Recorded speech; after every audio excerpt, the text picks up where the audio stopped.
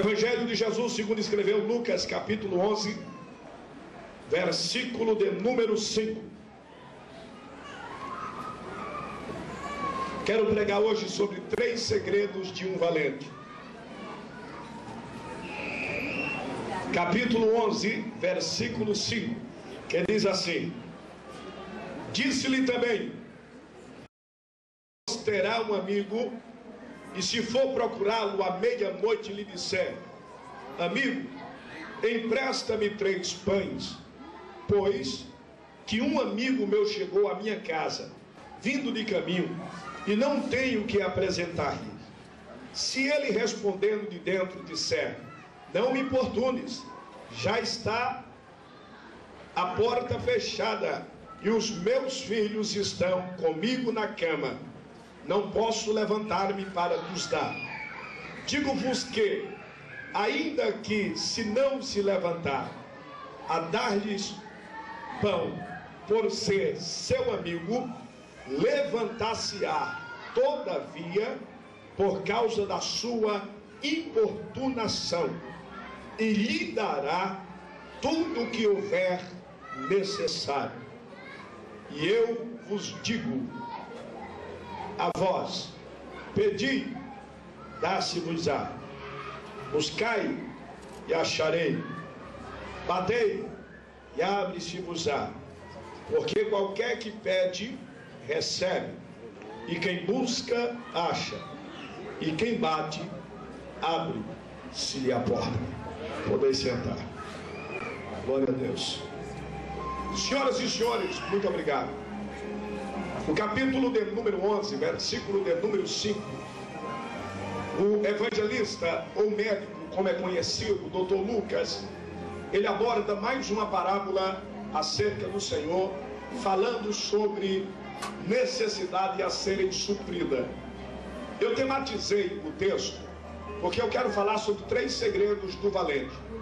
Na parábola, que era a forma mais clara, mais simples e mais objetiva que Jesus se expressava aos seus discípulos, para que eles tivessem um entendimento mais claro e compreendessem de forma simples aquilo que Jesus queria passar-lhes ao seu sentimento.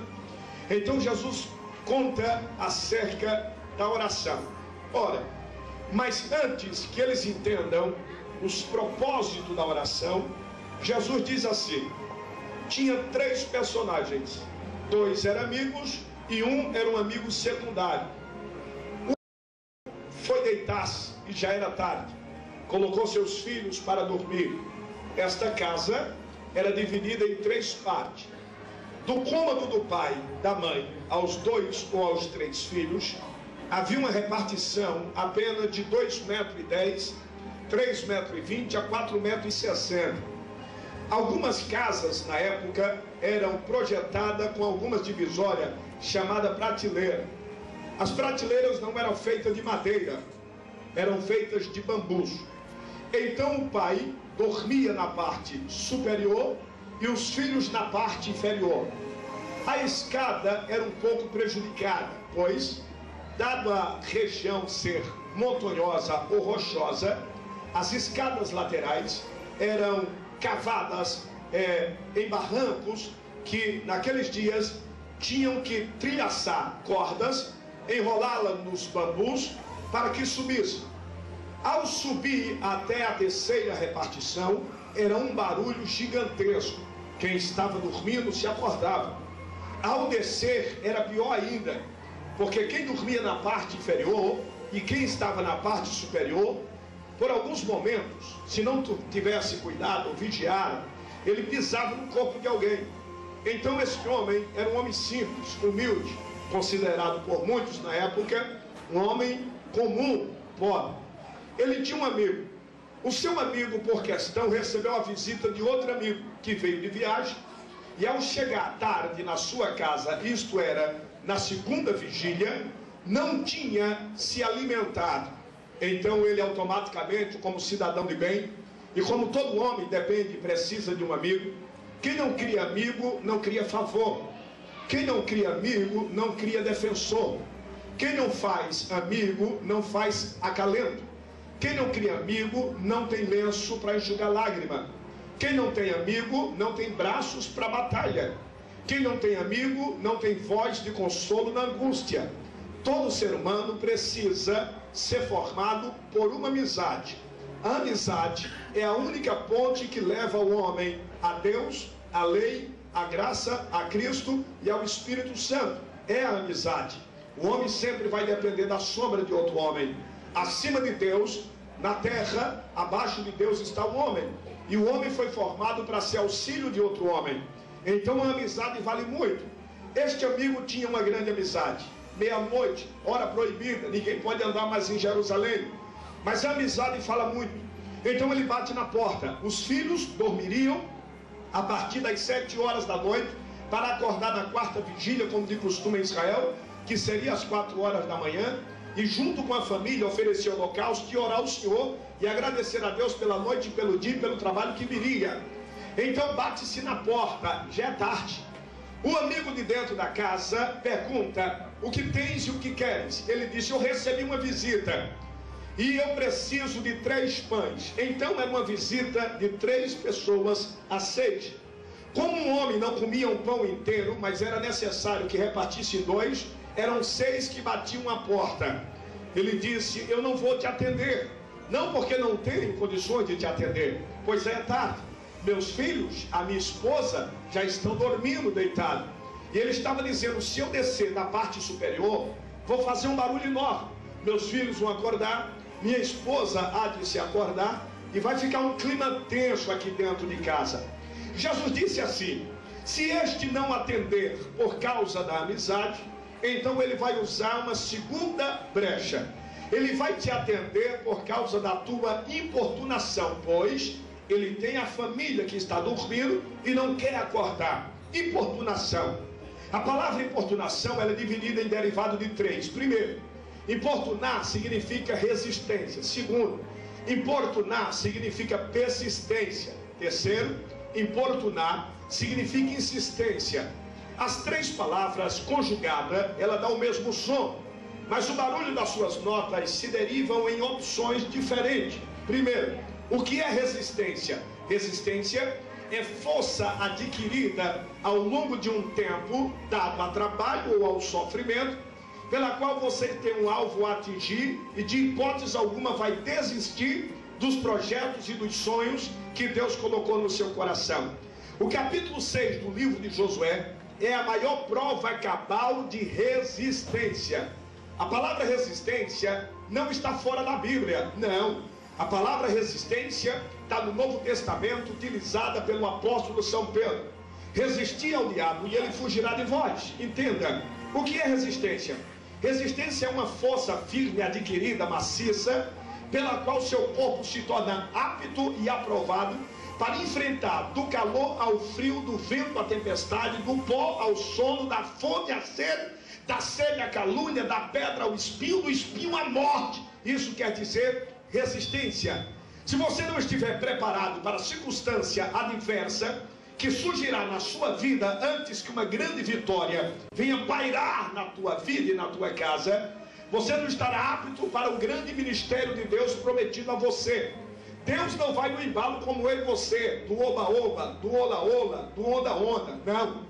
Deus, ele entra de acordo comum com crentes aprovados, que já foram provados, que enfrentaram dificuldades prejudiciais, que encararam Satanás cara a cara, que tiveram que engolir alguns sintomas diabólicos na sua vida, e quando foram caluniados, se calaram e não reagiram, acreditando que Deus tomará providência. Ninguém na Bíblia recebeu grande vitória sem passar por uma provação árdua. Ninguém na Bíblia cantou como Miriam cantou, sem que primeiro encarasse Faraó destruir sua geração. Ninguém na Bíblia no tempo de Canaã, como Josué e Caleb e a sua geração, sem que enfrentasse 40 anos de sol de 52 graus em pleno deserto. Então todas as grandes vitórias são antecipadas por grandes provações, e toda grande provação na vida do homem é sinal de uma grande vitória que virá pela frente na sua vida.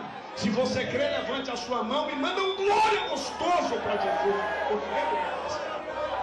Então isso é a prova da resistência. O capítulo 6 do livro de Josué, a Bíblia diz que ao atravessar o Jordão, Josué para de frente às muralhas de Jericó. Jericó era uma cidade acidental, pois tinha muito planalto e poucas planícies. Dadas as alturas, à margem de 17,5 km de Jericó, o muro chegava a quase 48 metros de altura ou de altitude. Nas margens das planícies, o muro atingia 60 metros. A largura dos muros de Jericó dava-se quase 36 metros. Em cima do muro de Jericó tinha homens que atingiam 2,96 metros de altura. E Deus disse a Josué que Israel entraria por Jericó para assumir uma cidade que mana leite e mel. Pega na mão do teu irmão, por favor. Diga assim para ele: sofra calado, não murmure. Deus tem muito mais para te oferecer. Então escute. A Bíblia diz que Josué, ele estava parado de frente à muralha de Jericó. Então Josué estava na expectativa de que forma entrar em Canaã por Jericó, de que maneira invadir Canaã por Jericó. Josué não tinha como entrar. A ciência e habilidade de guerra de Josué era mínima. O conselho dos anciãos de Israel para Josué era completamente mínimo. Então Josué, mesmo sendo o oficial de Moisés, aquele que colecionou vitória desde Amaleque até o rei de Bazã, na época de Moisés, não sabia como entrar em Canaã por Jericó. A Bíblia diz que Jericó estava cerrada, ninguém saía e não entrava por causa dos filhos de Israel. Da mesma forma que Josué estava temeroso com os gigantes, Josué não sabia que dentro da cidade de Jericó o povo já gritava, fechava as portas, e o povo um ao outro, assustado, com os olhos grandes, dizia: aquele povo que serve a Deus, e aquele Deus que abriu o mar vermelho e demoliu a grandeza de Faraó, está na frente da muralha. Estamos pasmos e não há como escapar do Deus deste povo. Pensa que é você que está com medo das afrontas de Satanás. Seja mais esperto, deixa a ficha cair primeiro. O inferno está temendo e recuando, porque sabe que Deus vai abrir uma grande porta na sua vida. E quando essa porta se tornar aberta, vai se tornar o teu ministério. Não há por que temer, não há por que recuar. Você já recebeu uma promessa. Deus não é homem para que minta, nem filho do homem para que se arrependa. Se ele prometeu, é porque há um objetivo maior nele, na sua vida. E se tem alguém que não acredita e que menospreza por esta realidade, eles terão que contemplar de perto o agir e o transformar de Deus através da tua alma. Deus vai marcar história sobre você. A Bíblia diz que desceu um homem de branco na teofania